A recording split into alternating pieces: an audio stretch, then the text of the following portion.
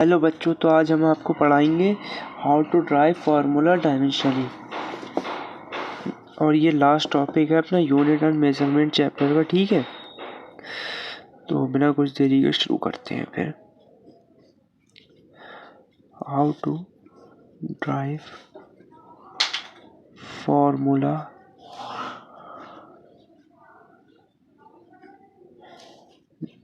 Dimensionally.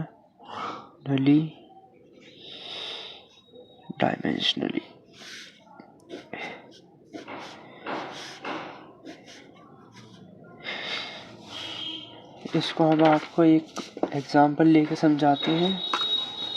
ठीक है, फिर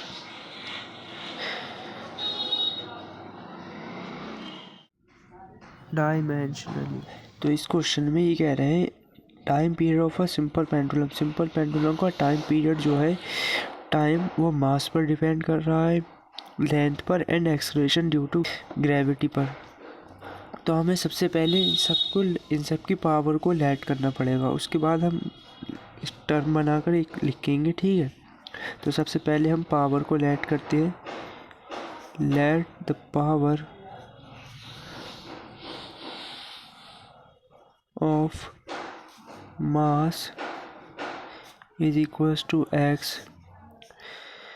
The power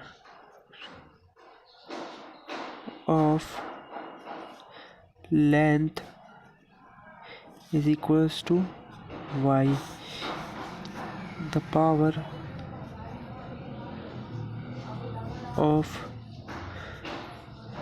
acceleration due to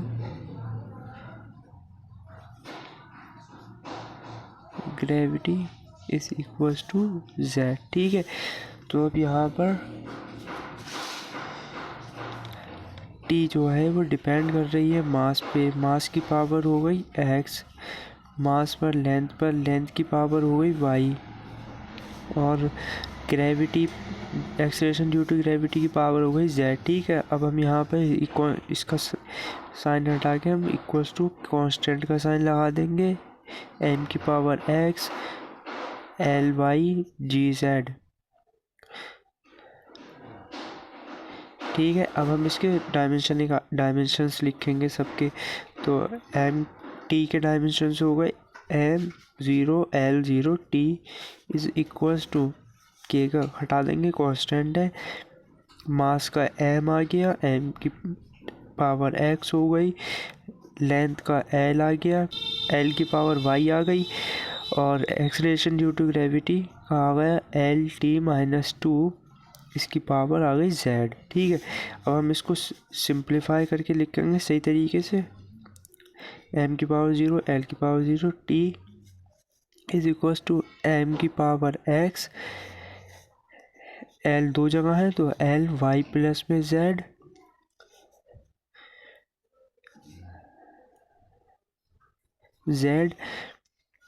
और t माइनस 2z आ जाएगा। ठीक है, और इसको ब्रैकेट में बंद कर देंगे। अब हम इसके ऑन कंपेयरिंग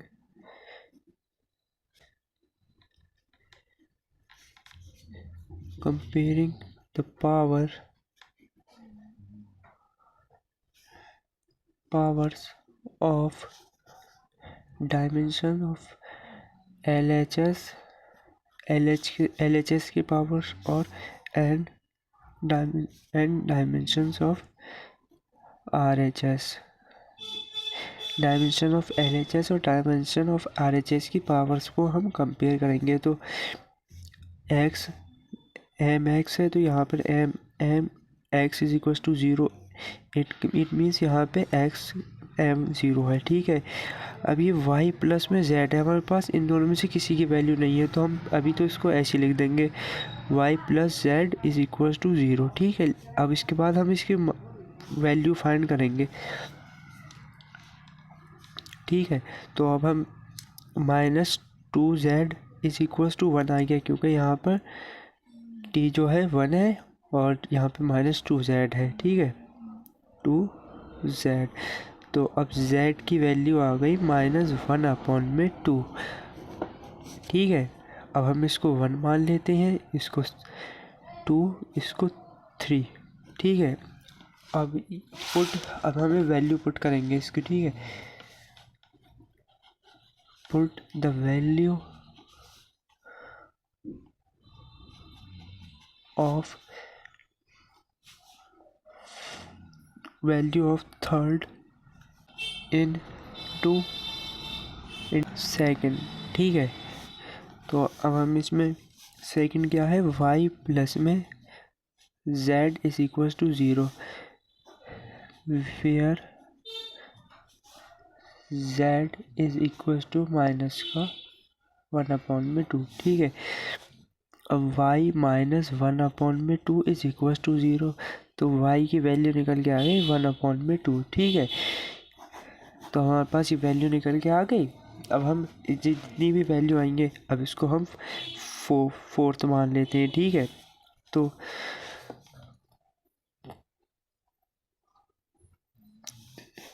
तो हमें put the value of x, y and z from 1, 4 and 3rd respectively।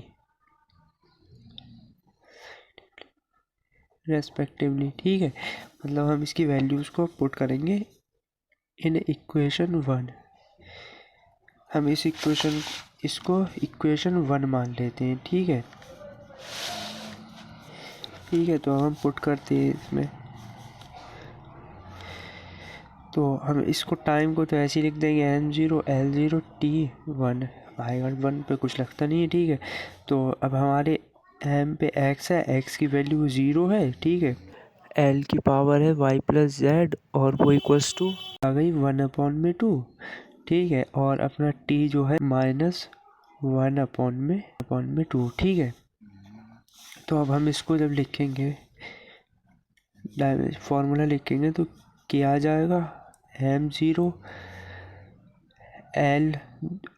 l जो है 1/2 और g जो है -1/2। ठीक है, तो अब हम इसको इस तरीके से भी इस तरीके से लिखेंगे, t इक्वल टू कॉन्स्टेंट की जो है वो होती है 2π, और हम इसको ऐसे करके लिखेंगे √L/g। ठीक है, तो ये फॉर्मूला आ गया डायमेंशनली। ठीक है, ये काफ़ी इम्पॉर्टेंट टॉपिक है, इससे आपको हाफ ईयरली में या एनुअल में 4 या 3 नंबर का क्वेश्चन ज़रूर मिलेगा। ठीक है, तो मिलते हैं new chapter motion in straight line के साथ अगली वीडियो में। ठीक है, बाय।